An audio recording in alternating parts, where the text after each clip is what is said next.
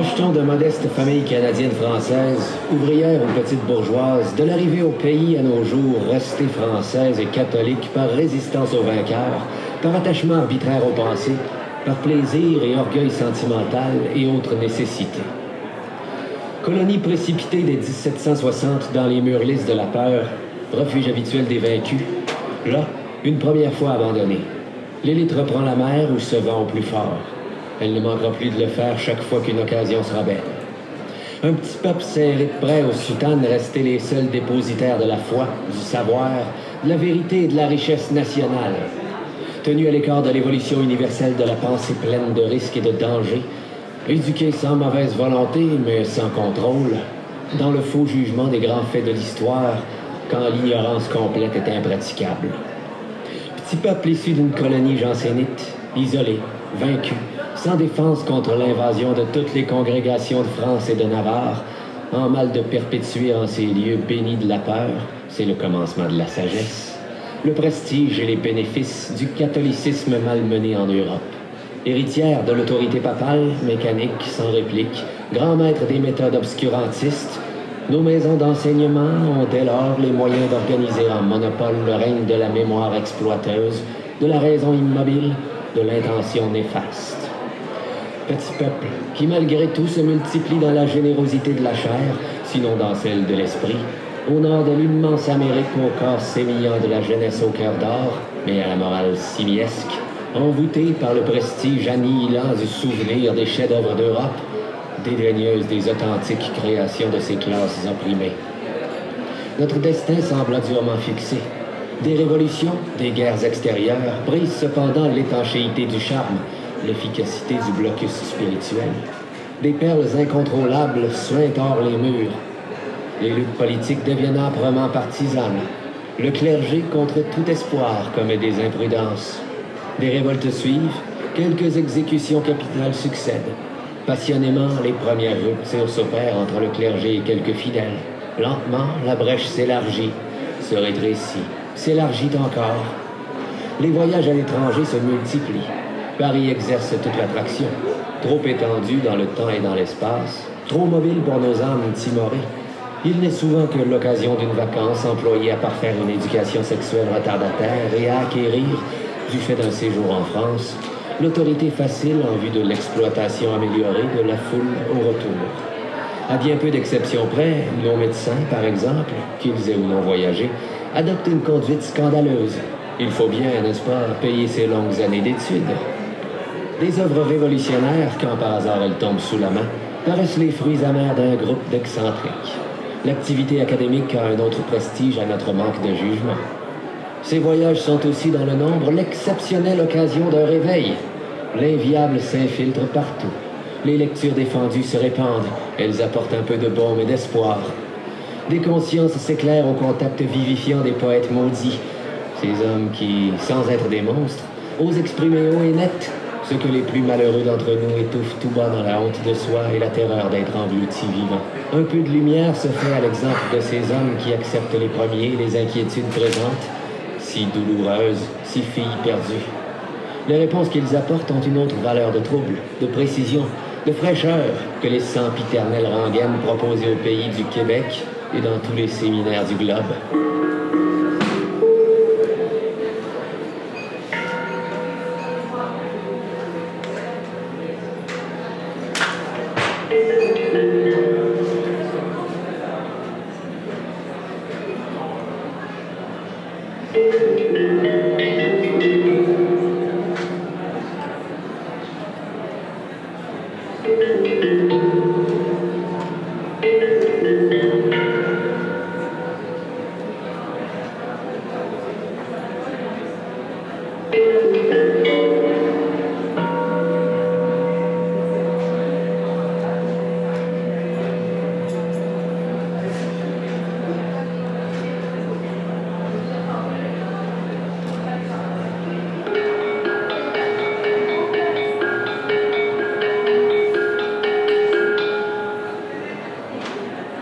Du servage sans espoir fait place à la fierté d'une liberté possible à conquérir de hautes luttes. Au diable le goupillon et la tuque!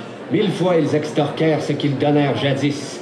Par-delà le christianisme, nous touchons la brûlante fraternité humaine dont il est devenu la porte fermée. Le règne de la peur multiforme est terminé. Dans le fol espoir d'en effacer le souvenir, je les énumère. Peur des préjugés, de l'opinion publique, des persécutions, de la réprobation générale, peur d'être seul sans Dieu et la société qui isole très infailliblement, peur de soi, de son frère, de la pauvreté, peur de l'ordre établi, de la ridicule justice, peur des relations neuves, peur du surrationnel, peur des nécessités, peur des écluses grandes ouvertes sur la foi en l'homme, en la société future, peur de toutes les formes susceptibles de déclencher un amour transformant, peur bleue, peur rouge, peur blanche, maillon de notre chaîne. Du règne de la peur soustrayante, nous passons à celui de l'angoisse. Il aurait fallu être d'airain pour rester indifférent à la douleur des partis pris de gaieté feinte, des réflexes psychologiques des plus cruelles extravagances, maillot de cellophane du poignant des espoirs présents. Comment ne pas crier à la lecture de la nouvelle de cette horrible collection d'abat-jours fait de tatouages prélevés sur de malheureux captifs à la demande d'une femme élégante. Ne pas gémir à l'énoncé interminable des supplices de camps de concentration. Ne pas avoir froid aux os à la description des cachots espagnols, des représailles injustifiables, des vengeances à froid. Comment ne pas frémir devant la cruelle lucidité de la science? À ce règne de l'angoisse toute puissante succède celui de la nausée. Nous avons été écœurés devant l'apparente inaptitude de l'homme à corriger les maux, devant l'inutilité de nos efforts, devant la vanité de nos espoirs passés.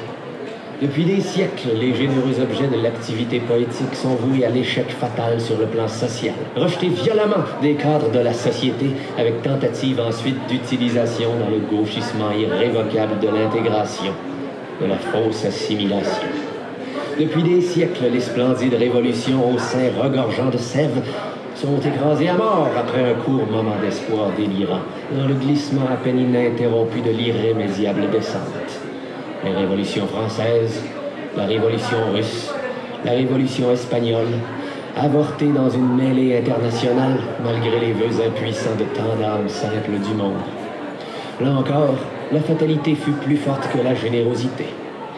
Ne pas avoir la nausée devant les récompenses accordées aux grossières cruautés, aux menteurs, aux faussaires, aux fabricants d'objets mort-nés, aux affineurs, aux intéressés à plat, aux calculateurs, aux faux guides de l'humanité, aux empoisonneurs des sources vives. Ne pas avoir la nausée devant notre propre lâcheté, notre impuissance, notre fragilité, notre incompréhension, devant les désastres de nos amours.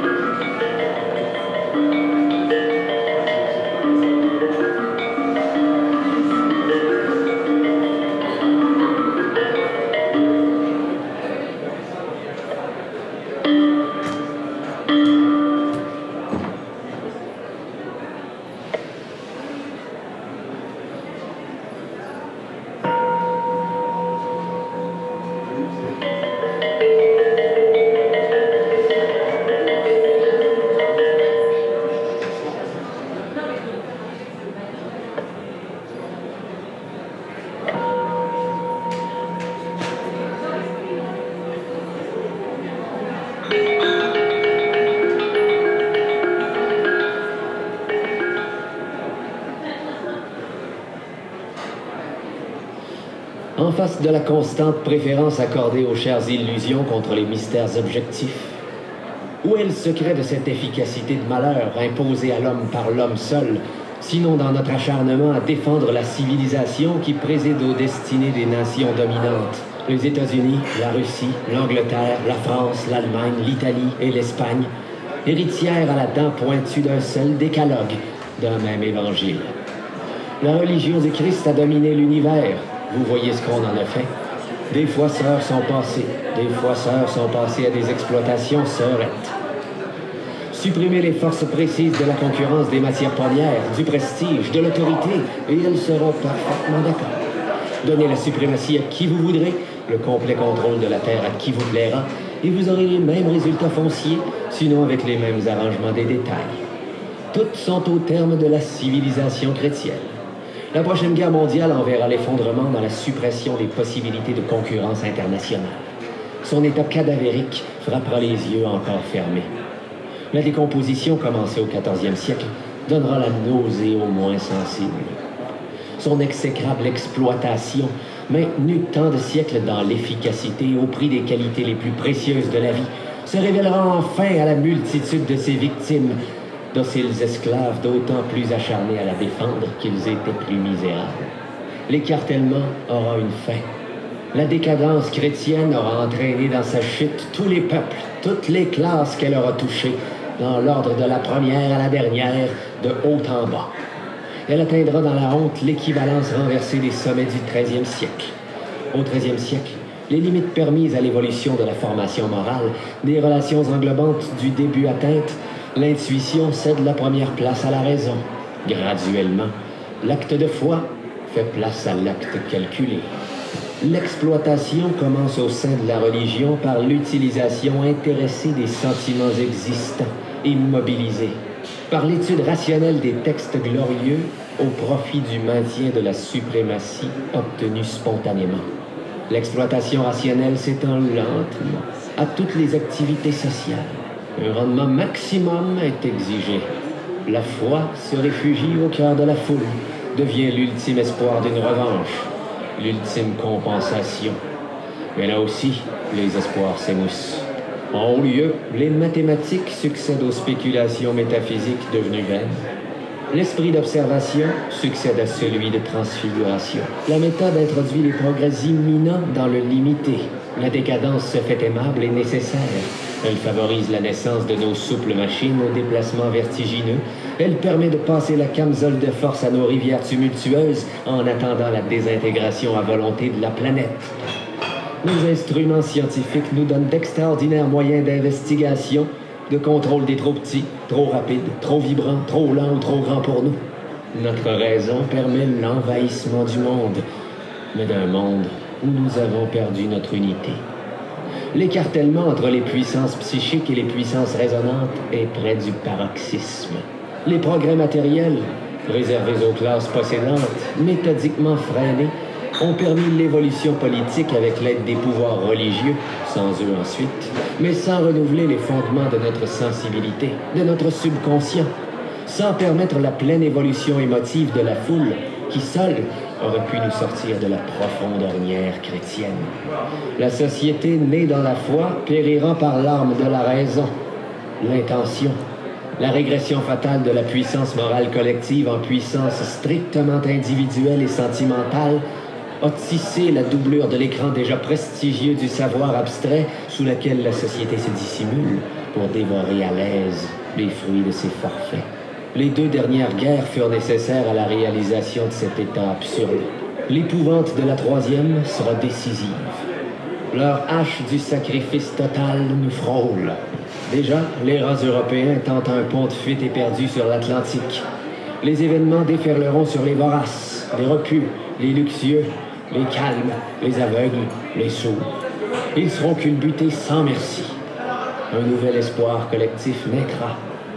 Déjà, il exige l'ardeur des lucidités exceptionnelles, l'union anonyme dans la foi retrouvée en l'avenir, en la collectivité future. Le magique butin magiquement conquis à l'inconnu attend à pied d'œuvre. Il fut rassemblé par tous les vrais poètes. Son pouvoir transformant se mesure à la violence exercée contre lui, à sa résistance ensuite aux tentatives d'utilisation. Après plus de 2 siècles, Sade reste introuvable en librairie.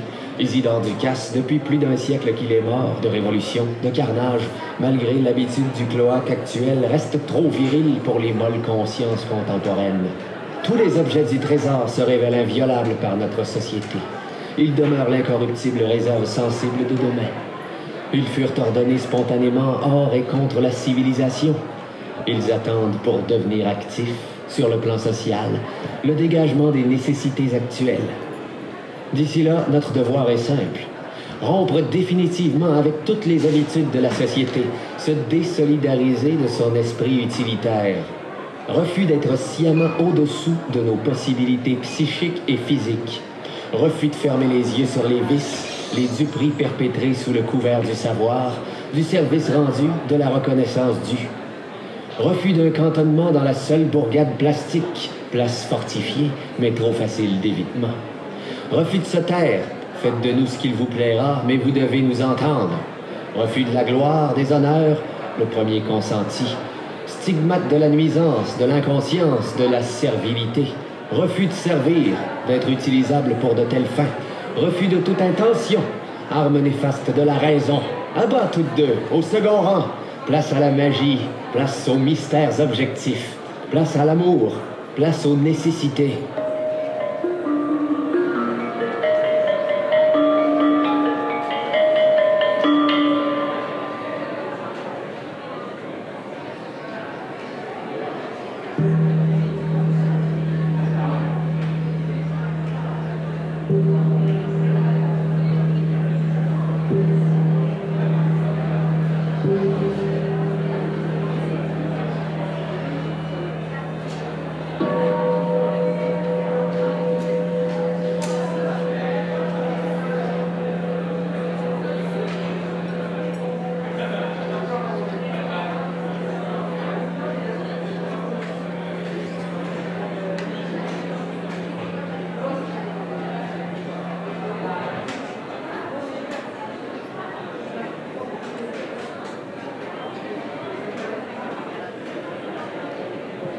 Au refus global, nous opposons la responsabilité entière. L'action intéressée reste attachée à son auteur. Elle est mort-née. Les actes passionnels nous fuient en raison de leur propre dynamisme. Nous prenons allègrement l'entière responsabilité de demain. L'effort rationnel, une fois retourné en arrière, il lui revient de dégager le présent des limbes du passé. Nos passions façonnent spontanément, imprévisiblement, nécessairement le futur. Le passé dut être accepté avec la naissance. Il ne saurait être sacré. Nous sommes toujours quittes envers lui. Il est naïf et malsain de considérer les hommes et les choses de l'histoire dans l'angle amplificateur de la renommée qui leur prête des qualités inaccessibles à l'homme présent. Certes, ces qualités sont hors d'atteinte aux habiles singeries académiques, mais elles le sont automatiquement chaque fois qu'un homme obéit aux nécessités profondes de son être. Chaque fois qu'un homme consent à être un homme neuf dans un temps nouveau. Définition de tout homme, de tout temps. Fini l'assassinat massif du présent et du futur à coups redoublés du passé. Il suffit de dégager d'hier les nécessités d'aujourd'hui. Au meilleur, demain ne sera que la conséquence imprévisible du présent. Nous n'avons pas à nous en soucier avant qu'il ne soit. Règlement final des comptes. Les forces organisées de la société nous reprochent notre ardeur à l'ouvrage, le débordement de nos inquiétudes, nos excès comme une insulte à leur mollesse, à leur quiétude, à leur bon goût pour ce qui est de la vie, généreuse, pleine d'espoir et d'amour par habitude perdue. Les amis du régime nous soupçonnent de favoriser la révolution, les amis de la révolution de n'être que des révoltés. Nous protestons contre ce qui est, mais dans l'unique désir de le transformer, non de le changer. Si délicatement dit que ce soit, nous croyons comprendre. Il s'agit de classe. On nous prête l'intention naïve de vouloir transformer la société en remplaçant les hommes au pouvoir par d'autres semblables. Alors pourquoi pas eux, évidemment. Mais c'est qu'eux ne sont pas de la même classe. Comme si changement de classe impliquait changement de civilisation, changement de désir, changement d'espoir. Ils se dévouent à salaire fixe, plus un boni de vie chère, à l'organisation d'un prolétariat. Ils ont 1000 fois raison. L'ennui est qu'une fois la victoire bien assise, en plus des petits salaires actuels, ils exigeront sur le dos du même prolétariat, toujours et toujours de la même manière, un règlement de frais supplémentaires et un renouvellement à long terme, sans discussion possible. Nous reconnaissons quand même qu'ils sont dans la lignée historique. Le salut ne pourra venir qu'après le plus grand excès de l'exploitation. Ils seront cet excès. Ils le seront en toute fatalité, sans qu'il y ait besoin de quiconque en particulier. La ripaille sera plantureuse. D'avance, nous en avons refusé le partage. Voilà notre abstention coupable. À vous la curée rationnelle ordonnée, comme tout ce qui est au sein affectueux de la décadence. À nous, l'imprévisible passion. À nous, le risque total dans le refus global. Il est hors de volonté que les classes sociales se soient succédées au gouvernement des peuples sans pouvoir autre chose que de poursuivre l'irrévocable décadence. Hors de volonté que notre connaissance historique nous assure que seul un complet épanouissement de nos facultés d'abord et, ensuite, un parfait renouvellement des sources émotives puisse nous sortir de l'impasse et nous mettre dans la voie d'une civilisation impatiente de naître. Tous, gens en place, aspirants en place, veulent bien nous gâter, si seulement nous consentions à ménager leurs possibilités de gauchissement par un dosage savant de nos activités. La fortune est à nous si nous rabattons nos visières, bouchons nos oreilles, remontons nos bottes et hardiment frayons dans le tas, à gauche, à droite. Nous préférons être cyniques, spontanément, sans malice. Des gens aimables sourirent au peu de succès monétaire de nos expositions collectives. Ils ont ainsi la charmante impression d'être les premiers à découvrir leur petite valeur marchande. Si nous tenons exposition sur exposition, ce n'est pas dans l'espoir naïf de faire fortune. Nous savons ceux qui possèdent aux antipodes d'où nous sommes. Ils ne sauraient impunément risquer ces contacts incendiaires. Dans le passé, des malentendus involontaires ont permis seuls de telles ventes. Nous croyons ce texte de nature à dissiper tous ceux de l'avenir.